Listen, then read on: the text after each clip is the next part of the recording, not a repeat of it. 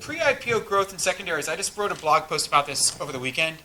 In my opinion, when Sarbanes-Oxley happened and a number of economic downturns, the IPO window kind of shut, right?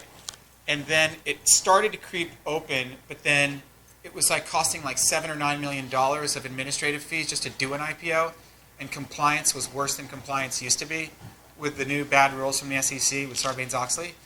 And you even saw people listing on AIM in London and stuff, and LSE, to get away from the bad United States regulators. That's no longer the reason that we're not IPOing. The reason people don't IPO now is that you don't have to.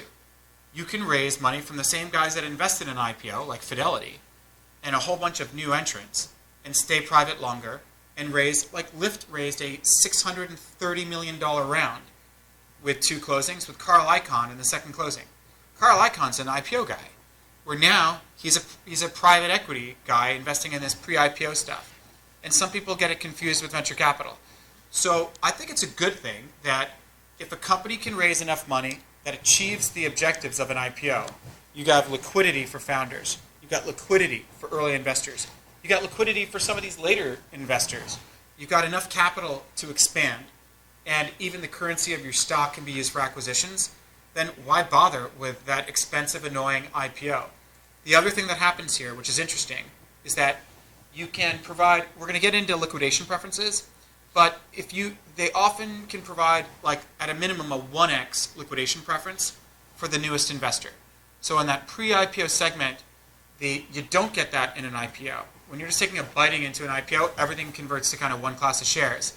So there's no parachute. Here, if the Qatari Sovereign Wealth Fund, they invested in Uber at, I think it was a $39.5 billion pre. Now I think it's at 50 or 55 billion a few weeks later. But to invest 1.5 billion into Uber at a, let's call it 40 billion pre-money valuation, and they have a 1x liquidation preference, that means that their risk is that when Uber gets liquid on an IPO, the first 1.5 billion goes to them. No one gets anything until they get out first. They probably think that they can't lose money on that.